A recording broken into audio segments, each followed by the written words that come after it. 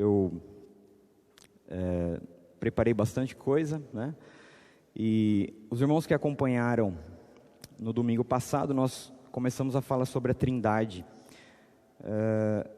E é óbvio que em 2 mensagens nós não vamos conseguir falar tudo que há dentro da Trindade.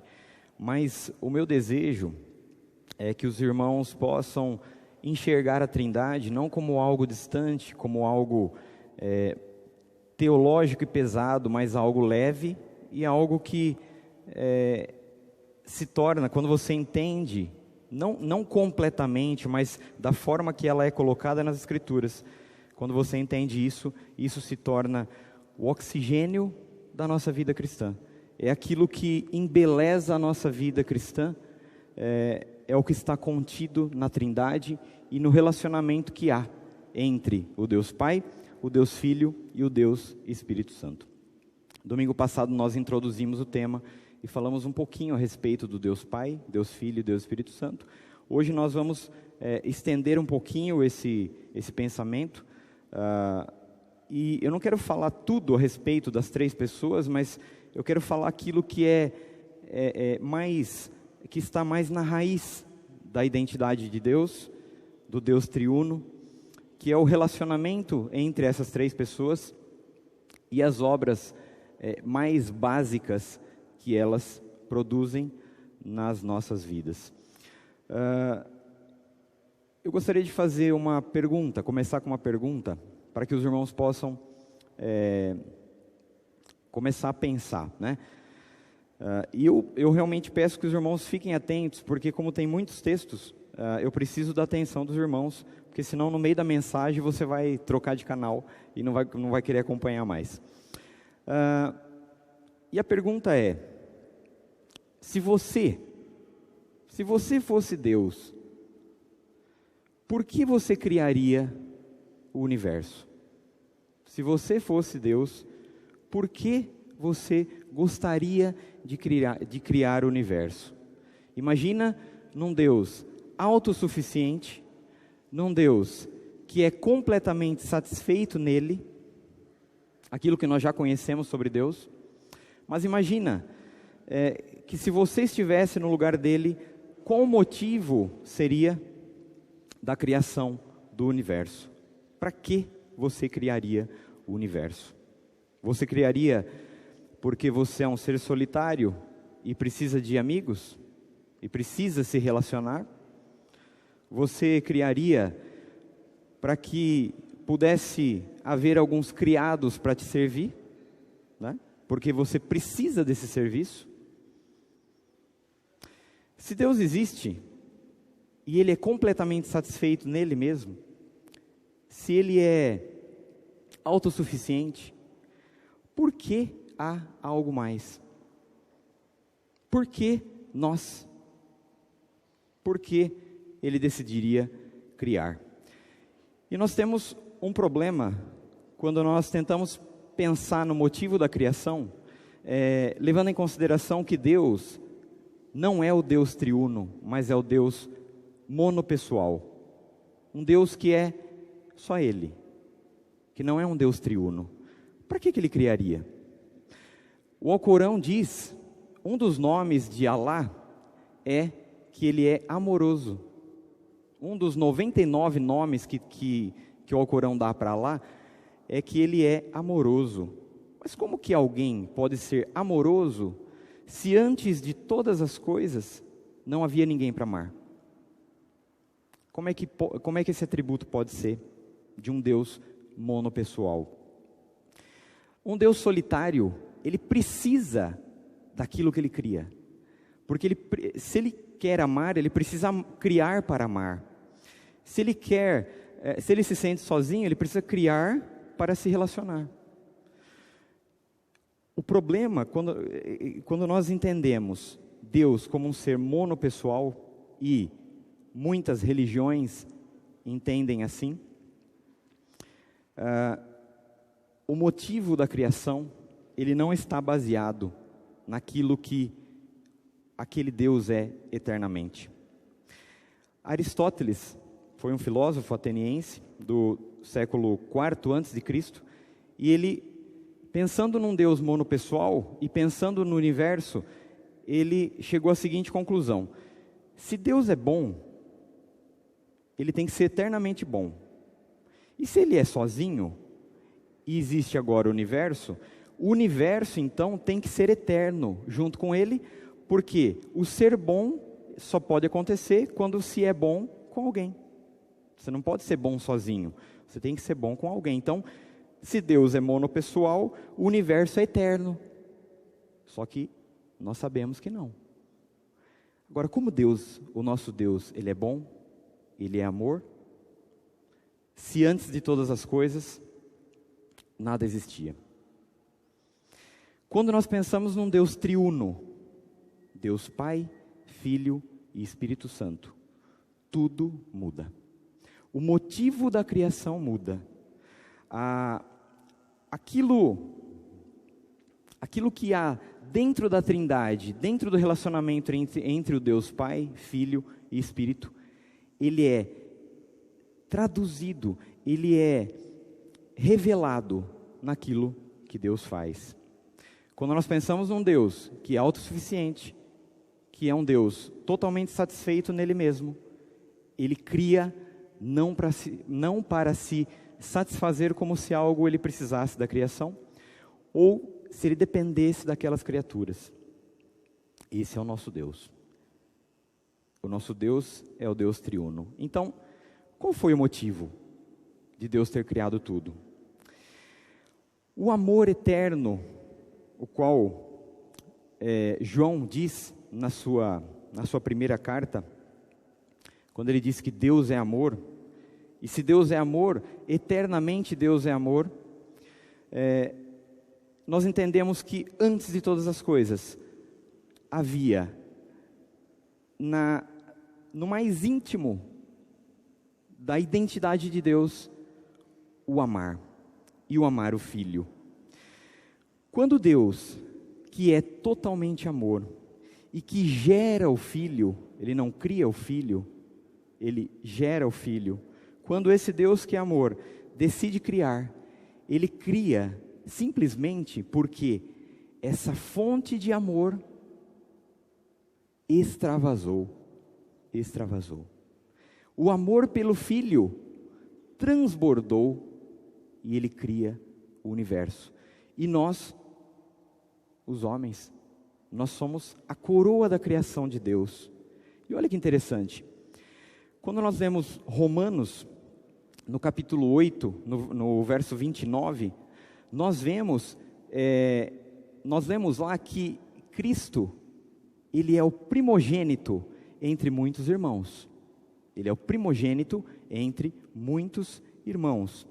E, quando nós vemos 2 Coríntios 4, ou Hebreus 1, 3, nós lemos que o Filho é a imagem do Deus invisível. Ele é o resplendor da glória de Deus, a expressão exata do seu ser. Olha isso. Deus ama o Filho e ele dá aquilo que há dentro dele ao Filho. A imagem do Deus Pai está no Filho. A imagem do Deus Pai está no Filho. Deus não a retém, ele se expressa por meio do Filho. O Filho é a expressão exata do ser de Deus, ele é o resplendor da glória de Deus. É por isso que o Deus Pai não existe sem o Deus Filho, porque o Deus Filho eternamente resplandece a glória do Deus Pai. Agora, pense num Deus que ele é tão satisfeito no amor que ele tem pelo Filho, que ele decide fazer com que a sua glória seja refletida por meio do Filho. Ele não contém isso, ele extravasa ao Filho. Só isso já nos mostra que Deus Pai é um Deus expansivo, é um Deus que cria, é um Deus que doa. Ele não é um Deus que segura e que retém. Ele decide se expressar por meio do Filho, ele decide fazer com que a imagem dele, do Deus Pai, esteja no Deus Filho. Agora, quando nós vamos para Gênesis, nós fomos criados à imagem de quem? Nós fomos criados à imagem de Deus. Você imagina que Deus não decide criar o homem menos do que ele. Ele decide criar o homem segundo a imagem dele. É por isso que Deus, o motivo da criação é o extravasar o amor. Ele quer que aquilo que ele refletiu, aquilo que ele revelou ao Filho, aquilo que o Filho reflete dele, ele quer que nós também sejamos assim. Não há uma relação de como um Deus que faz com que você seja um servo, simplesmente, cumpridor de regras.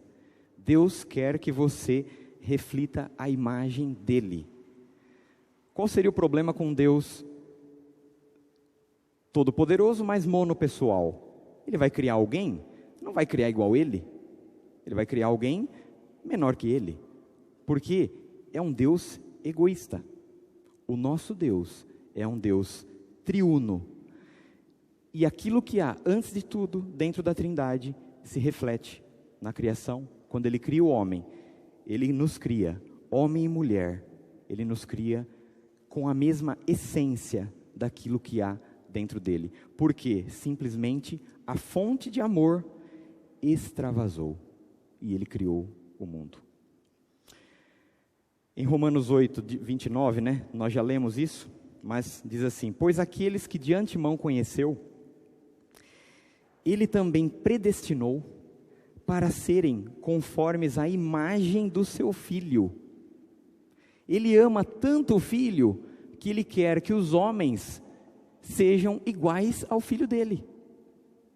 Por quê? Porque o mesmo amor que Ele tem para com o Filho, Ele agora cria para amar da mesma forma. Veja a satisfação que há dentro da Trindade, entre Deus Pai, Deus Filho, nós já vamos falar do Espírito Santo. A satisfação que há dentro dessa relação, ela é extravasada, e Deus se expande e cria seres segundo a sua própria imagem. Aquele amor que há na Trindade, agora está na sua criação e no homem. Quando Jesus vai orar, em João 17, nós chamamos essa oração de oração sacerdotal, no versículo 26 ele diz, olha o que Jesus diz: eu lhes fiz conhecer o teu nome, e ainda o farei conhecer, a fim de que o amor com que me amaste esteja neles, e eu neles esteja. É por isso que não há nada mais bonito dentro da fé cristã, e ela não existiria como ela é, se Deus não fosse triuno. Não sei se os irmãos gostam de leitura, um teólogo, escritor, C.S. Lewis, ficou conhecido pelo seu filme, a sua obra que foi transformada em filme, As Crônicas de Nárnia. Mas tem um livro dele, que o título pode parecer estranho, O título é Cartas de um Diabo ao Seu Aprendiz. Ali C.S. Lewis faz uma obra muito peculiar, uma obra bonita, quando ele decide escrever e expressar ali a visão que o diabo tem de Deus, e como é o relacionamento entre os demônios, como eles enxergam Deus. E aí num trecho, ele escreve assim: aqui é como se o diabo estivesse falando de Deus. Ele escreve assim, o diabo: Temos de admitir que toda aquela conversa sobre seu amor pelos homens e sobre o fato de que o serviço a Ele é a perfeita liberdade, não é mera propaganda, mas uma terrível verdade. Ele realmente quer preencher o universo com inúmeras pequenas réplicas repugnantes de si mesmo. Criaturas cuja vida, em escala menor, será qualitativamente como a dele. Não porque ele as absorveu, e sim porque a vontade deles está em espontânea harmonia com a dele. Nós, os demônios, queremos apenas um gado que finalmente poderá ser transformado em alimento. Ele quer servos que finalmente poderão tornar-se filhos. Nós queremos sugá-los. Ele quer fortalecê-los. Somos vazios e por isso queremos ser preenchidos. Ele está repleto e transborda. Deus não precisa da sua criação, porque na verdade, Ele cria simplesmente porque Ele transborda. Ele transborda. O amor que há na Trindade transborda. Como Deus criou? Como Deus triuno criou? Quando nós vamos lá para João capítulo 1, versículo 3, nós vemos que no princípio era o Verbo, e o Verbo estava com Deus, isso antes da criação, e o Verbo era Deus, e tudo foi feito por intermédio dele, do Verbo, e sem ele, nada do que foi feito se fez. O Verbo é a palavra. Como é que o Deus triuno cria? Ele cria pela palavra. Quando nós vamos para Gênesis, como é que funciona a criação? No princípio, criou Deus os céus e a terra. A terra estava, porém, sem forma e vazia, e o Espírito de Deus pairava por sobre as águas. Então Deus disse: haja luz, e houve luz. A palavra cria, mas pelo poder do Espírito que estava pairando. Quando Deus libera a sua palavra, e nós sabemos quem é a palavra, segundo João 1:3, quando Deus libera a sua palavra, essa palavra, no poder do Espírito que paira por sobre a terra, dá forma a todas as coisas. Como é que Deus cria? O Deus Pai, o Deus Filho e o Deus Espírito Santo. O Espírito é o sopro de Deus, e esse sopro, ele é transmitido pela sua palavra. Tudo é feito pelo poder do Espírito. Quem cria? Deus Pai, Deus Filho e Deus Espírito Santo. Quando nós lemos lá em Colossenses capítulo 1, no versículo 15 e 16, olha só, Colossenses capítulo 1, versículo 15 e 16, nós lemos o seguinte: Jesus, Ele é a imagem do Deus invisível, o primogênito de toda a criação, pois nele foram criadas todas as coisas, nos céus e sobre a terra, as visíveis e as invisíveis, sejam tronos, sejam soberanias, quer principados, quer potestades. Tudo foi criado por meio dele, que é a palavra, e para ele. Opa, nós já conseguimos entender aqui para que o mundo foi criado.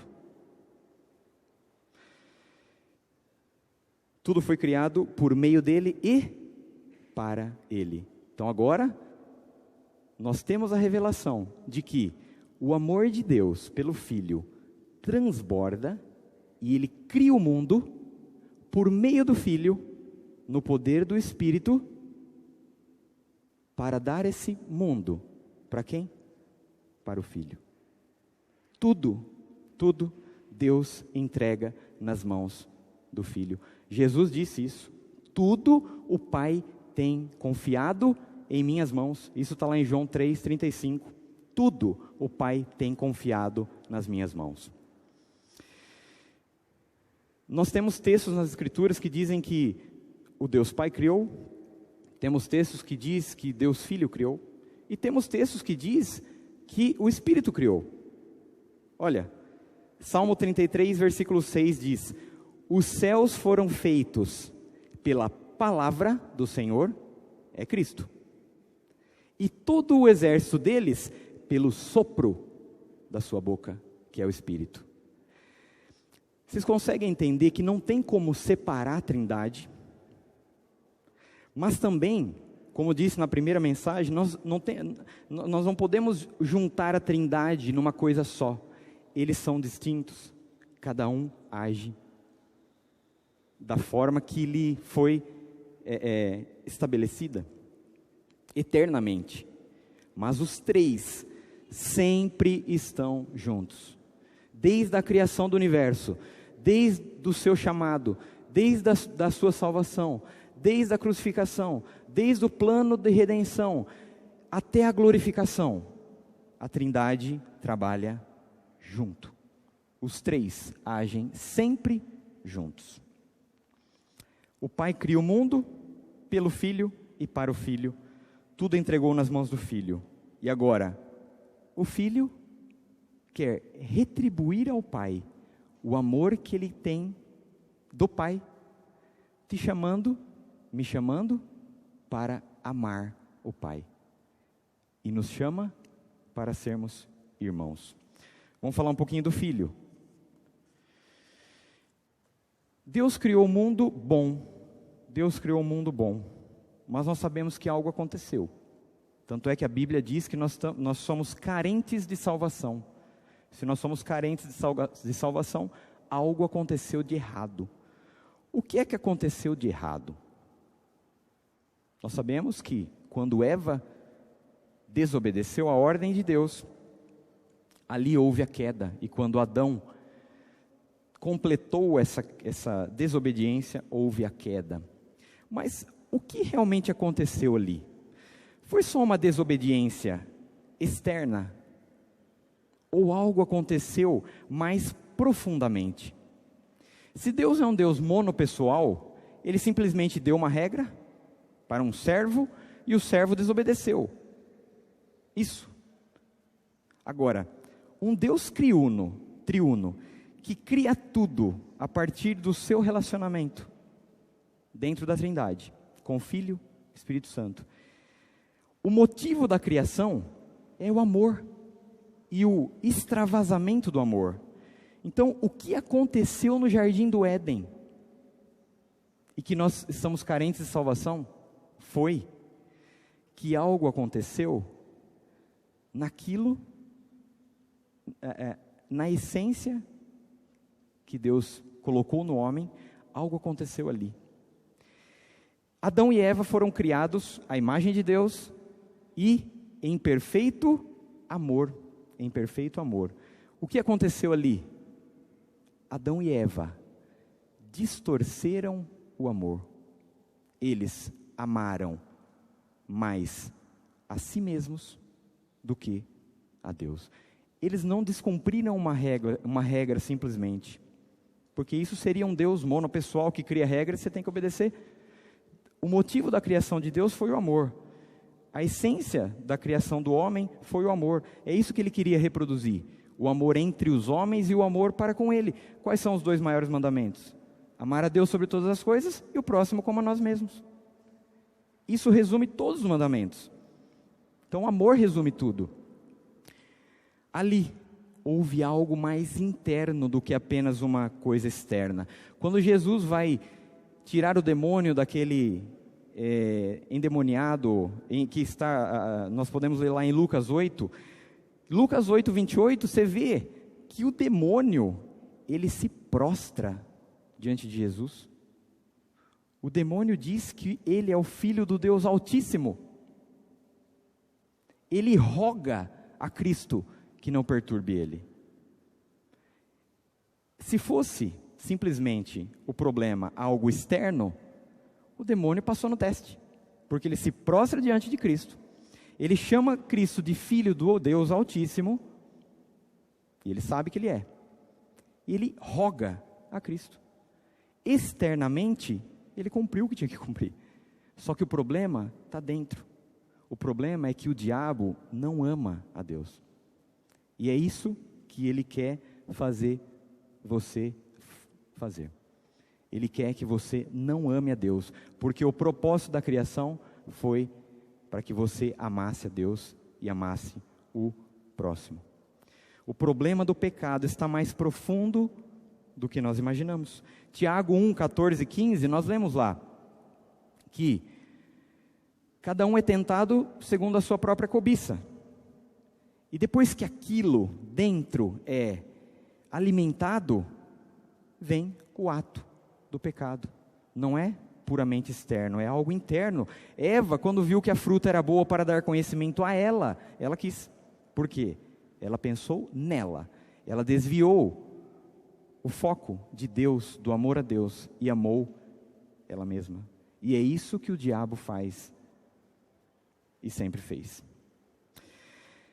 O que é mais espantoso é que a resposta de Deus a partir da queda e ao pecado é Deus alavanca as extremas profundezas do seu amor. É porque Deus quer que esse propósito chegue até o fim. Deus quer que isso se cumpra. Ele quer que você ame Ele e Ele quer que você ame o próximo. Então, quando a queda e o pecado acontece, o que Deus faz? Ele poderia falar, eu vou destruir tudo e acabou. Não, Ele quer resgatar o homem e Ele quer que o homem volte a amar como ele foi criado para ser. Em 1 João, capítulo 4, versículo 8, olha só. 1 João 4, de 8 a 10, olha só. Que maravilha. Aquele que não ama não conhece a Deus, pois Deus é amor. Nisso se manifestou o amor de Deus em nós, nisto, em haver Deus enviado seu Filho unigênito ao mundo, para vivermos por meio dele. A queda produz o quê? Deus alavanca o seu amor e envia o seu Filho, que nunca foi criado. Ele é o filho gerado, eterno, não criado. Cristo não nasceu aqui, simplesmente passou a existir. Deus, em glória, é enviado pelo Pai, quando o homem distorce o amor. Versículo 10. Nisso consiste o amor, não em que nós tenhamos amado a Deus, mas em que Ele nos amou e enviou o seu Filho como propiciação pelos nossos pecados. Nisso se manifesta o amor. Mais uma vez, Deus cria o mundo, é a manifestação do seu amor. Agora, a queda, Deus alavanca o seu amor e manda o seu Filho, para que esse amor seja resgatado.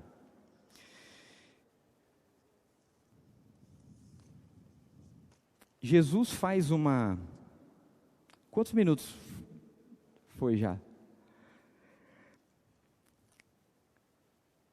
10 falta? Estou perdido. Em João capítulo 17, naquela oração sacerdotal, Jesus fala uma coisa impressionante. Impressionante. Só que antes de falar o que ele falou ali, eu vou falar um texto que vocês já... é um jargão. Lá em Isaías 42, 8, não precisa nem abrir que eu já vou ler aqui, ó. O que é dito lá?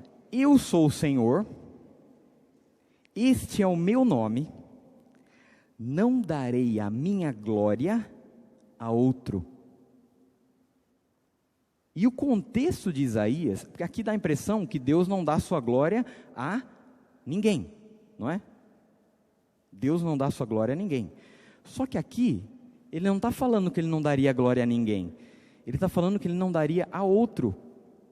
E se você ler o contexto de Isaías 42, a partir do versículo 6, ele está falando do Filho.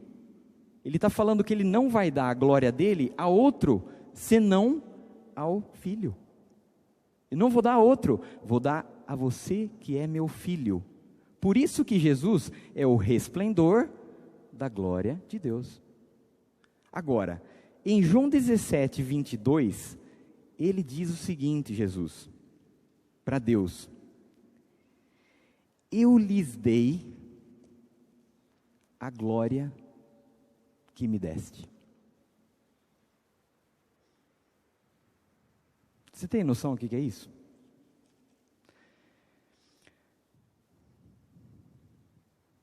Como é que você vai explicar isso?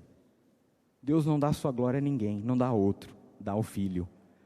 E o Filho dá a glória que ele recebeu do Pai, para quem? Para nós.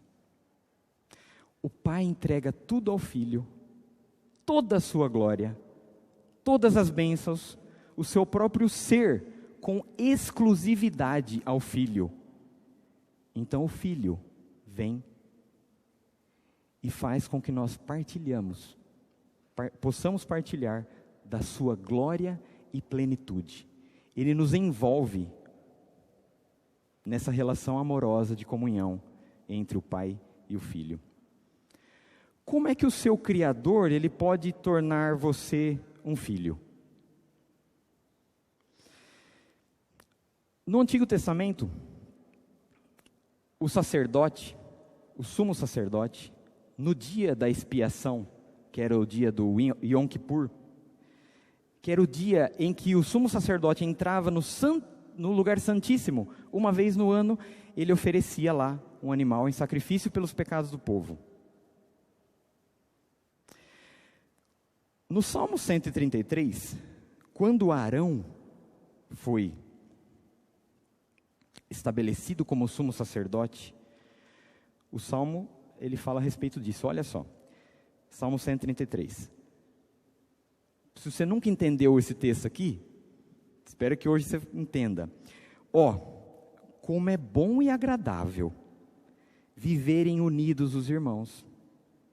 É como óleo precioso sobre a cabeça, o qual desce pela barba do sumo sacerdote, a barba de Arão, e desce para a gola das suas vestes. É como o orvalho do Hermon, que desce sobre os montes de Sião. Ali ordena o Senhor a sua bênção e a vida para sempre. Por que é bom? Que bom que é ver o óleo sendo jogado na cabeça, escorrendo pela barba e vindo pela gola da roupa. Por que é bom isso? O que o óleo simboliza? O Espírito Santo. O que o sacerdote tinha no seu peitoral, na sua roupa? Uma placa de ouro com as 12 tribos de Israel, colocadas como 12 pedras preciosas. Ali estava o povo de Deus representado. O Espírito Santo desce pela cabeça, pela barba e vai até esse peitoral, onde está o povo. O sumo sacerdote é o mediador entre Deus e os homens, para comunicar a graça de Deus através do Espírito Santo. Cristo é o quê? É o nosso cabeça. Nós somos o quê? O seu corpo. No batismo de Jesus, quando Deus fala, esse é o meu filho amado em quem me comprazo, o que desce como pomba sobre Jesus? O Espírito Santo. E quem é o único mediador entre Deus e os homens? Porque Cristo é o sumo sacerdote definitivo. O Espírito Santo nos é comunicado. A graça de Deus nos é comunicada através de Cristo, por meio de Cristo, que é o nosso cabeça. Por isso que Cristo, você começa a entender a Escritura, quando Cristo diz, eu vou para o Pai. Não, o Senhor não vai, nós não vamos deixar. Não, é importante que eu vá, porque se eu não for, o Consolador não virá. Eu o enviarei da parte do Pai. Era importante, porque Cristo tinha que fazer esse sacrifício. Aquele sacrifício que o sumo sacerdote fazia lá atrás, uma vez no ano, foi feito definitivamente por Cristo, de uma vez por todas, só que não era um animal, era o seu próprio corpo. somos, então, a partir do Espírito Santo, assim como Cristo pode declarar, Abba, Pai, pelo Espírito Santo, como Romanos diz, e Gálatas também, nós podemos declarar, Abba, Pai. Cristo nos comunica isso. E somos amados tanto quanto filho. Olha só, primeira carta de João, no capítulo 3, versículo 1. Vede que grande amor o Pai nos tem concedido, de sermos chamados filhos de Deus, o que realmente somos. Você não se torna nada menos do que um irmão de Cristo. Tudo aquilo que é Cristo, que é de Cristo, que o Pai deu a Ele, Ele entrega a nós. O mundo. Nós não lemos nas Escrituras que nós participamos, nós somos com Cristo que co-herdeiros. Você tem noção que Deus deu o mundo para Cristo e Cristo quer compartilhar ele com você e quer dar para você?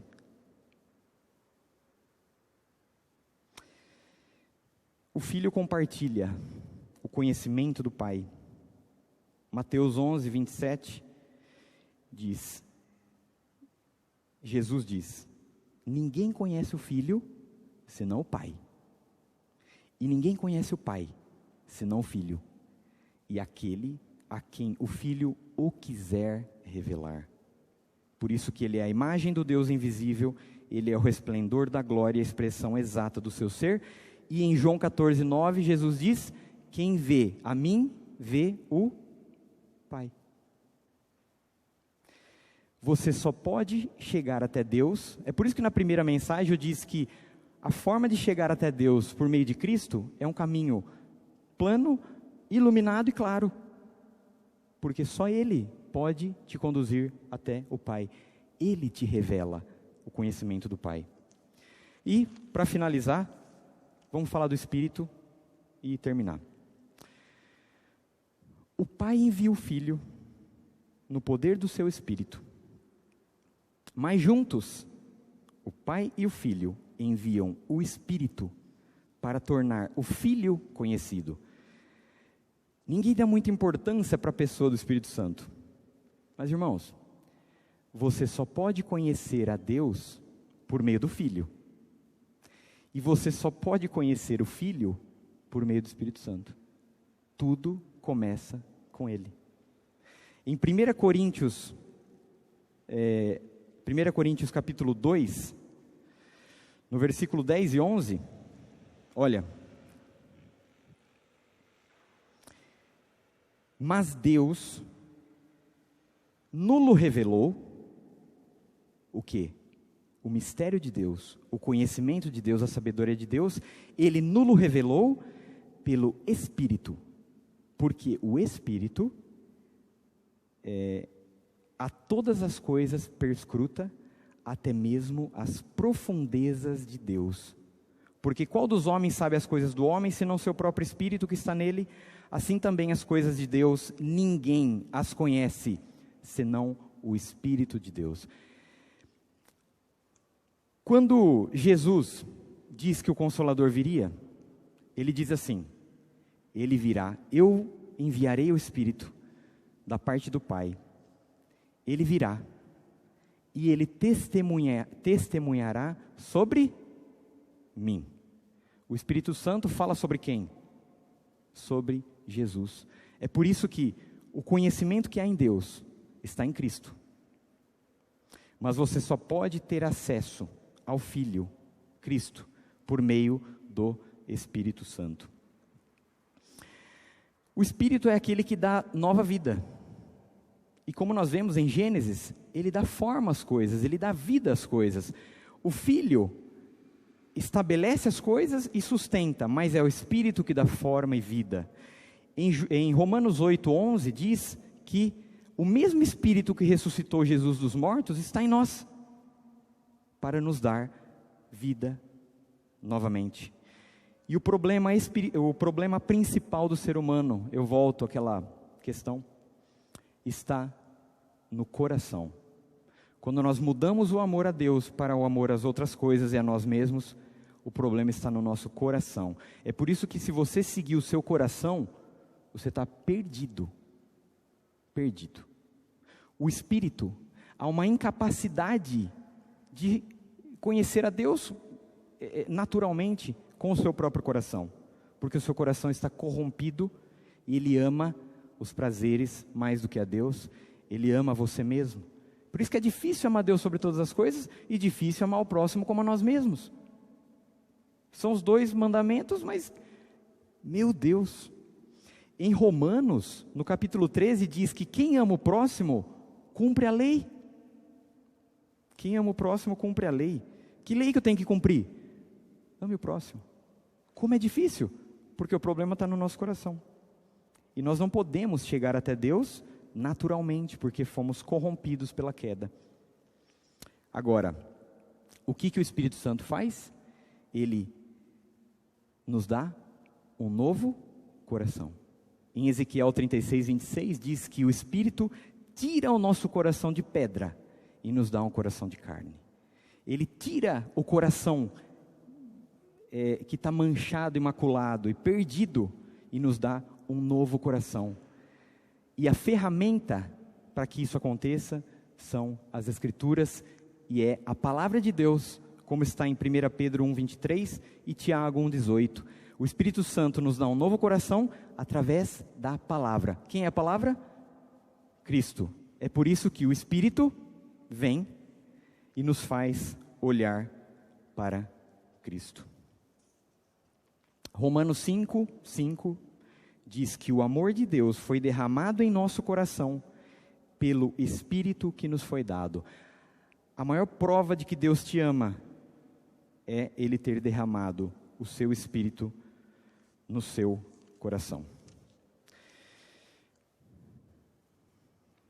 O Espírito faz com que nós olhemos para Cristo, porque Deus está manifesto nele.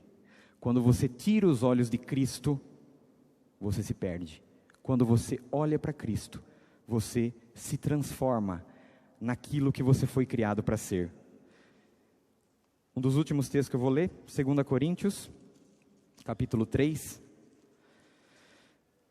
2 Coríntios, capítulo 3, versículo 16 e 18. 16 a 18. Quando, porém, algum deles se converte ao Senhor, o véu lhe é retirado. Ora, o Senhor é Espírito, e onde está o Espírito do Senhor, aí há liberdade. E todos nós, com o rosto desvendado, contemplando como por espelho a glória do Senhor, que está em quem?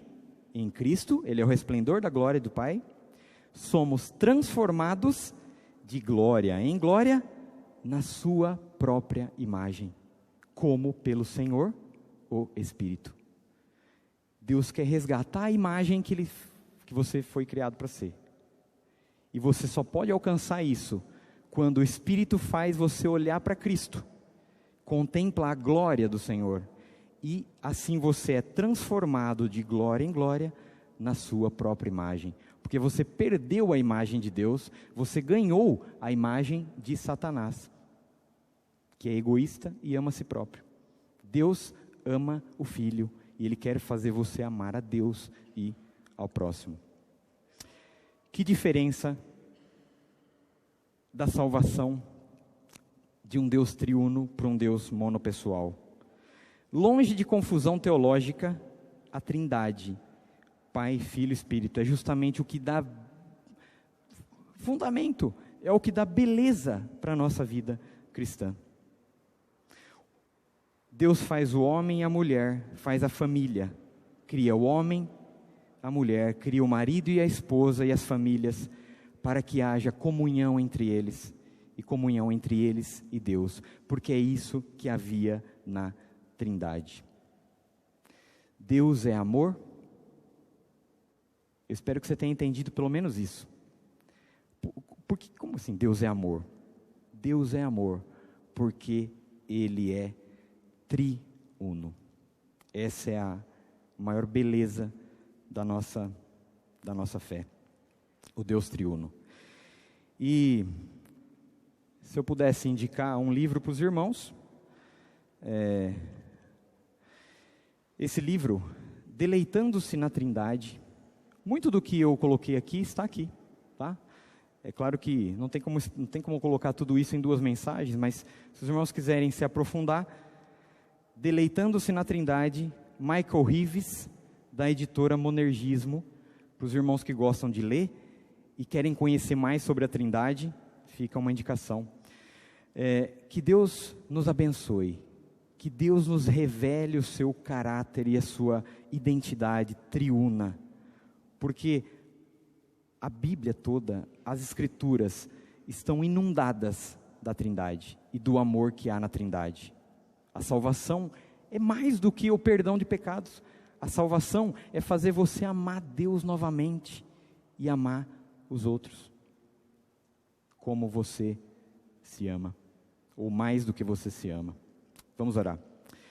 Senhor Deus e Pai, o Filho eterno e o Espírito Santo, nós rendemos graças e glórias ao Senhor por ter nos revelado a face do Senhor na pessoa de Cristo por meio do Espírito Santo.